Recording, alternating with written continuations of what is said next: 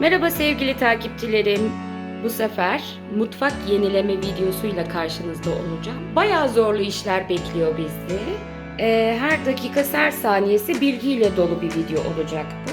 Her yüzeye tutunabilen su bazlı bu boyalar son zamanların trendi. Parlak yüzey astarı bu fayanslar için, mermerler için gerekli. Cadence Glaze'imiz var. Bu benim uygulayacağım ahşap deseni için lazım olacak. Yine ahşap deseni için eskitme kremim var. Ve yine rulomuz var.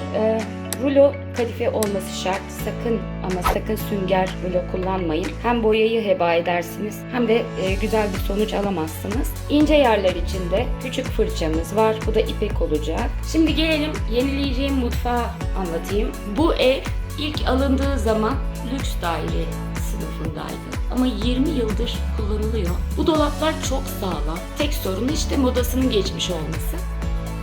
Fayanslar ayrı, dolap ayrı, mermer ayrı. 20 yıldır kullanılan ve aktif bir şekilde yuva olarak kullanılan bir evin mutfağı bu. Şimdi bunları gösteriyorum. Neden? Size de bir umut olsun diye. Yani ev ne kadar eski de olsa, yıpranmış da olsa onu kendi ellerimizle çok uygun maliyete, ki videonun sonunda maliyeti de paylaşacağım. Ama benim tahminim Cadence'in ürünleriyle 400-500 civarı, 400-500 TL civarına denk gelecek. Çok uygun fiyata denk gelecek. Şimdi düşünün, bu dolapların yenisini yaptırsak en kötü ihtimal, yani en kötü dolabı, en kötü malzemeyi kullanarak bile yaptırsak, bu mutfağın çok işi var. İşte fayansları değişecek, mermeri değişecek, kırık yerleri var, dolaplar değişecek. Böyle düşünürsek yani en iyi ihtimalle 10.000, 15.000'e mal olur. Fakat değil, 10.000, 15.000'e mal edip bir de bunlardan daha dayanıksız dolaplar yapmak yerine, ki bayağı bir sağlam benim dolaplarım, 500 TL'ye en fazla mal ederek mutfağı yeni bir hale getireceğiz. Ve ben bunu kendi zevkime göre yapacağım. Düz boya seçeneklerini çok araştırdım. Düz griler, beyazlar, kırmızılar, ben bunları kullanmayacağım. Küf yeşilinden eskitme modeli kullanacağım dolaplarda. Ayrıca pimapenlerimiz var. Pimapenleri de boyayacağım. Hatta şu derme çatma arasında krem rengi, farklı renk olan plastik çekmecelerimi bile. Buranın kombisi daha sonra döşendiği için böyle her yerimiz boru. Bayağı bir zorlu bir iş yani. Ama eğlenceli olacağını düşünüyorum. Çünkü sonuç benim hayal ettiğim gibi olursa beni çok heyecanlandırıyor. Mesela şurada eski bir dolap var. Bu dolabı annem bana kağıt kaplamalarla kaplattırmıştı. Biz o şekilde kullanıyorduk. Ben o kaplamaları söktüm. Söktükten sonra geriye bu kaldı. Ama bu da bayağı sağlam bir dolap. Bence hiç atmaya gerek yok. Bunu da yenileyeceğiz. Ayrıca yetmedi, sandalye ve masaları da yenileyeceğiz. Burasının dolgusuna kadar.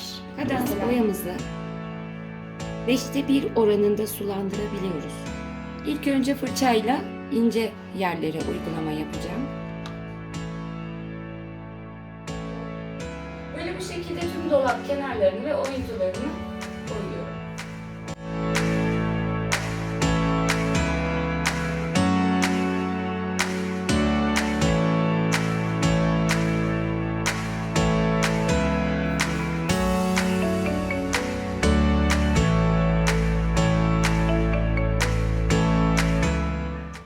Evet, şimdi kesmeler bitti.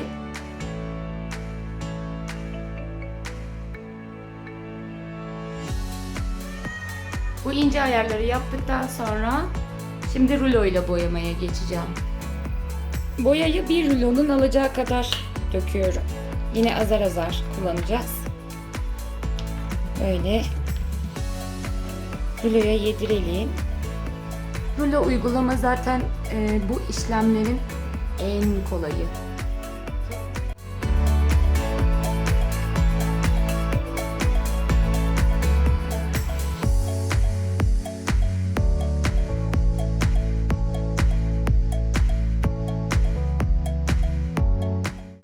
İkinci katı atmam için 24 saat beklemem gerekiyor. Bu bekleme süresinde fayansların astarını atacağım. Astar boya Astar boya bayağı bir akışkan bir boya ve çok ince sürmeniz yeterli oluyor. O yüzden yine azar azar dökerek kullanacağım. İnce katman şeklinde uygulayacağız. Evet, astar boyamızı da ruloyla yine fazla bastırmadan uyguluyoruz. Ve çok geniş yüzeylere, bakın sadece bir defa batırmama rağmen şu an bayağı bir geniş yüzeye yayılıyor. Bakın şöyle ışığı tuttuğum zaman böyle yapışkan bir şey sürmüşsünüz gibi ve dokunduğunuz zaman da artık fayanslar kaygan değil. Bunu anlayabiliyorsunuz. Fayansların astarının kurumasını beklerken şimdi artık eskitmeye geldi sıra. Eskitmeye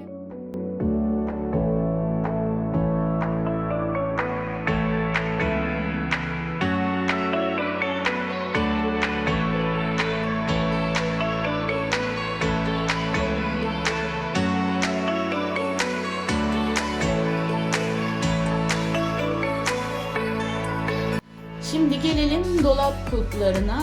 Dolapların daha verniklerini atmadım. Eskitmeleri bitti. Bunlar için Trendyol'dan çok uygun fiyata kulplar buldum. Fakat bunlar gördüğünüz gibi tekli. Benim aldığım kulplar böyle çift delikli delinmesi gerekiyor. Uzun kulp aldım. Şu şekilde bence çok güzel olacak. İlk önce delme işini yapacağım ki daha sonra verniğe herhangi bir zarar vermek istemiyorum.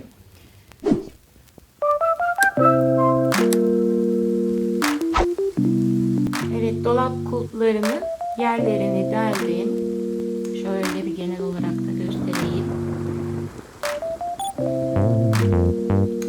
Şimdi gelelim vernik uygulamasına. Dayanıklılık açısından ben kalın sarı verniği tercih ettim.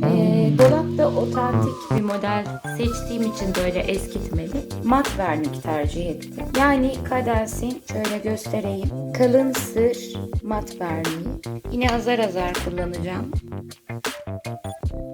Yukarıdan aşağıya yönlerle uyguluyorum. Yukarıdan aşağıya hep aynı yönde uygulayacağım. Evet, çok az almama rağmen geniş bir yüzeye yayılıyor. Azar azar alıyorum. Fırçayı fazla bastırmıyorum.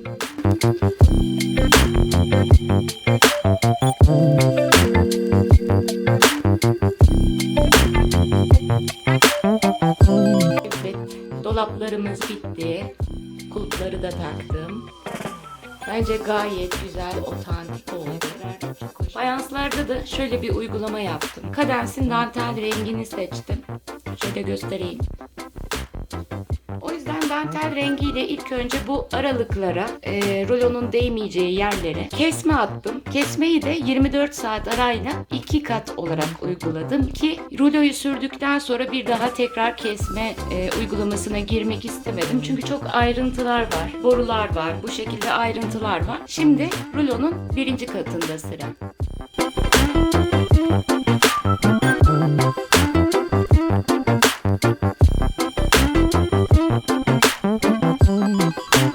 Tüm duvarları bu şekilde dantel rengine boyadıktan sonra yerleri de dantel rengine boyadım. Şimdi sıra geldi Stangel uygulamamıza. Cadenz'in Stangel modellerinden seçtim ben. Beğendiğimiz modeli karoya düzgün bir şekilde böyle köşelerini ayarlayarak, tam ortalayarak ilk önce yerleştiriyoruz. Bunun için yine Cadenz'in siyah boyasını kullanacağım.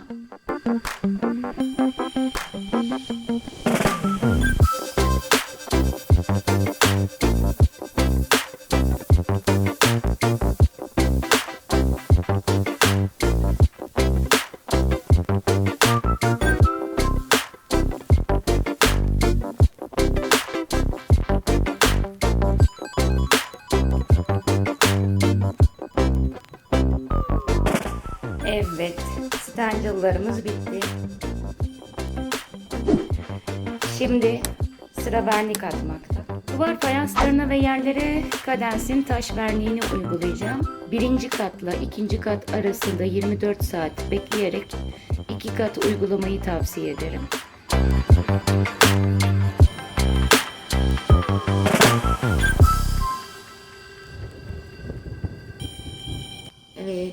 vernik işimiz de bitti.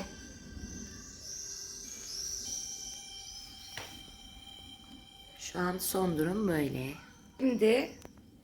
Şimdi sıra masa ve sandalyeleri boyamakta. İlk önce zemini bu boyayla boyayacağım.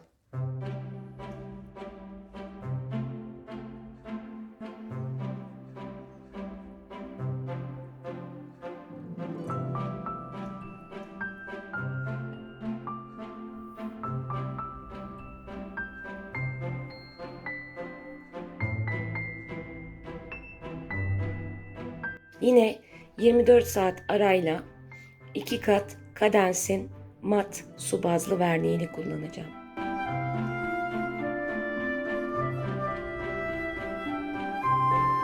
Ve işte mutfağımın son hali.